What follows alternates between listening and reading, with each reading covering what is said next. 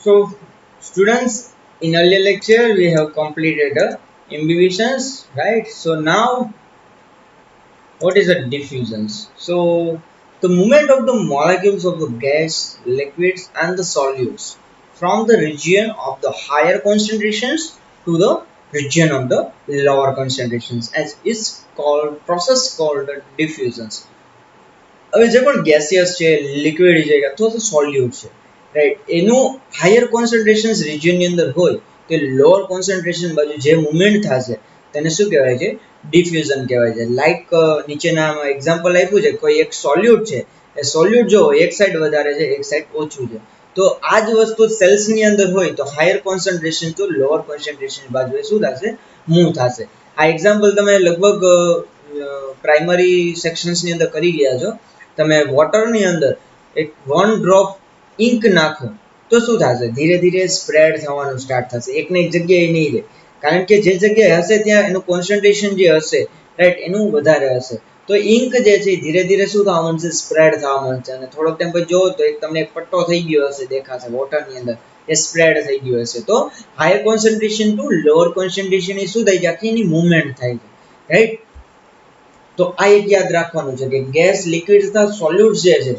તો કોઈ એવા રિજિયનની અંદર છે કે હાયર કોન્સન્ટ્રેશન છે ત્યાં તો ત્યાંથી એ લોઅર કોન્સન્ટ્રેશન બાજુ મૂવ થાય છે રાઈટ તો એને કહેવાય છે diffusions so diffusions is the net movement of the molecules or the ions of the give the substance from the region of the higher concentrations to lower one by the virtue of the kinetic energy જો જે movement થતી હોય ને એને kinetic energy કહેવાય એક વસ્તુ યાદ રાખી દો ફિઝિક્સ છે આઈ નો તમારે ફિઝિક્સ નથી આવતું પણ કેમેસ્ટ્રી આવે છે તો કેમેસ્ટ્રીની અંદર પણ કાઇનેટિક એનર્જી આવતી હોય કે આ જે સોલ્વન્ટ જે છે સોલ્યુટ છે not solvent this solutes are the move one place to the another place so this movements જે થાય છે એની અંદર એનર્જી યુઝ થશે ને તો એ એનર્જી જે હોય રાઈટ એનર્જી કઈ હશે kinetic energy so it's a movement of the molecules from the high diffusion pressures to low diffusion pressure right high to lower છે શું થશે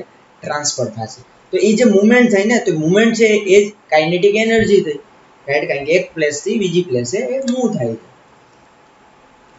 phenomena of the diffusions can be observed every day so it may occur between the gas and the gas diffusion of the ammonia and into the air liquid and the liquids diffusion of the alcohol into waters solid and liquid diffusion of the sugar and the waters solid liquid વાળું બધાએ જોયું હશે આપણે વોટરની અંદર સુગરને dissolve કરીએ છીએ right clear તો solid લિક્વિડ્સનો relations છે ગેસનો રિલેશન્સ હોય છે અમોનિયા જે છે એરની અંદર રાઈટ લિક્વિડ છે આલ્કોહોલ એન્ડ વોટર્સ રાઈટ તો આ બધા એના રિલેશન્સ છે so the diffusions of one matters is dependent on other and that is why many gases and the solutes diffuse simultaneously and independently at the different rate in the different directions at the same place and the times without interfering with each other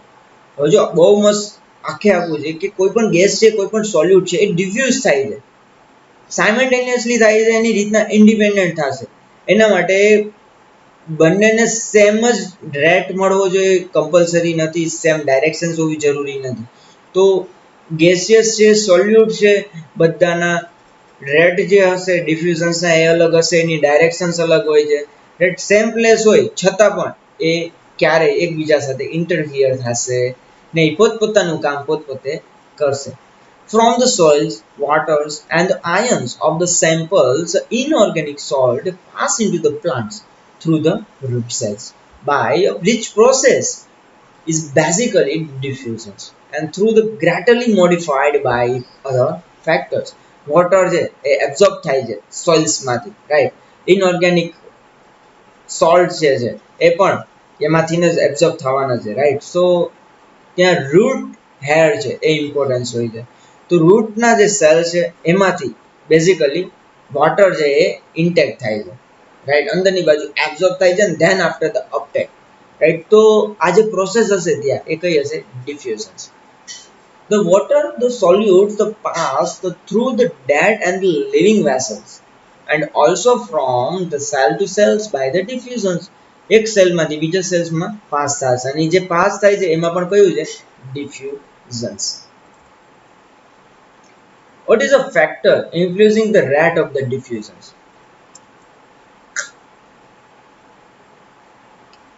So first one is the temperature. So increase in the temperature leads to the increase in the rate of the diffusions.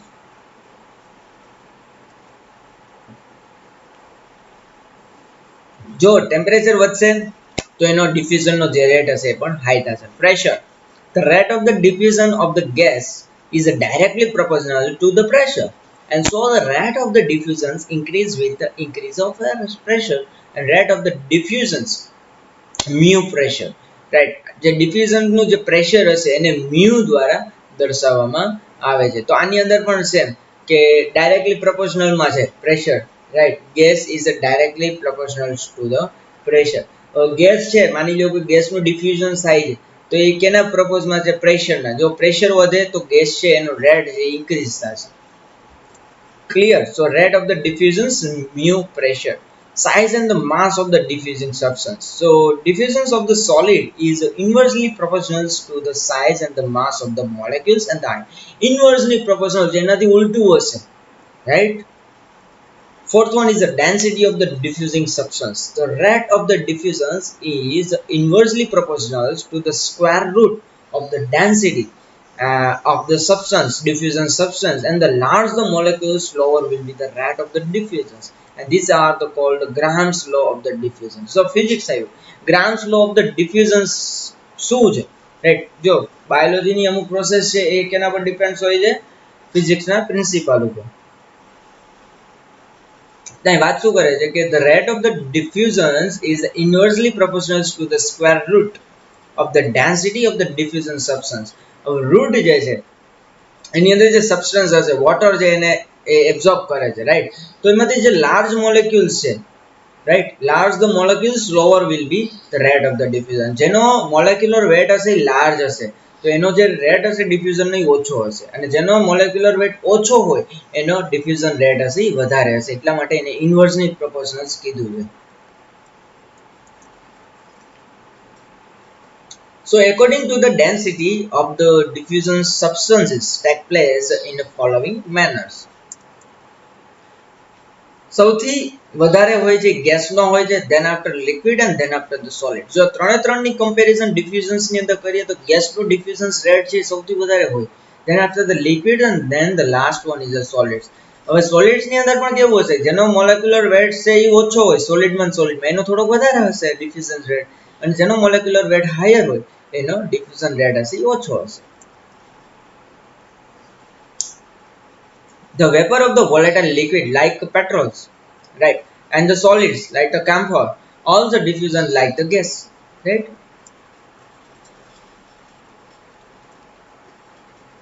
Density of the medium. Medium ની density બહુ જ importance હોય છે. હવે medium જે તમારું ઘટ હોય, રાઈટ, થિકનેટ હોય તો એની અંદર ડિફ્યુઝન જે વાર લાગે, એનો રેટ છે ઓછો થઈ જશે, રાઈટ, બહુ જ કોન્સન્ટ્રેટ હોય તો.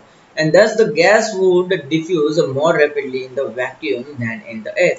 હવે એનું જેનું મીડિયમ હશે એર છે માની લ્યો તો એની અંદર ડિફ્યુઝન રેટ છે વધારે હશે. So substances in the solutions also diffuse but at much slower rate than the gaseous. So substances in the solutions diffuse more rapidly from the region in which there the concentration is higher into the region of the lower concentration. So આ બધાની અંદર એ જ વસ્તુ થવાની છે, જેની બાજુ higher concentration છે ત્યાંથી લોઅર કોન્સન્ટ્રેશન બાજુ મૂવ થશે.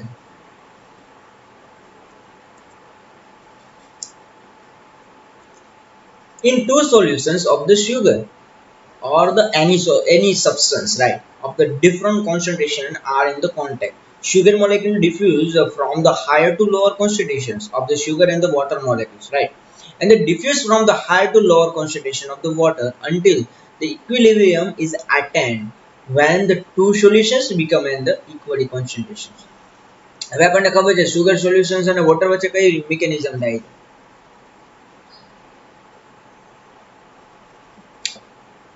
પાણીની અંદર સુગરને તમે ઓગાળો, રાઈટ, તો સ્ટાર્ટિંગમાં ઉપરનું જે પાણી હશે કેવું હશે, તમને એઝ ઇટ ઇઝ કન્ડિશનમાં લાગશે, પણ એ શુગર જો કમ્પ્લીટલી ડાયલ્યુટ થઈ જાય છે તો આખું વોટર છે કેવું થઈ જાય છે, મીઠું થઈ જાય છે, તમને સ્વીટ લાગે છે, રાઈટ. શુગર છે એનો પ્રેક્ટિકલ કરી લો. જેનાથી ઊંધું તમે સોલ્ટ નાખી દો.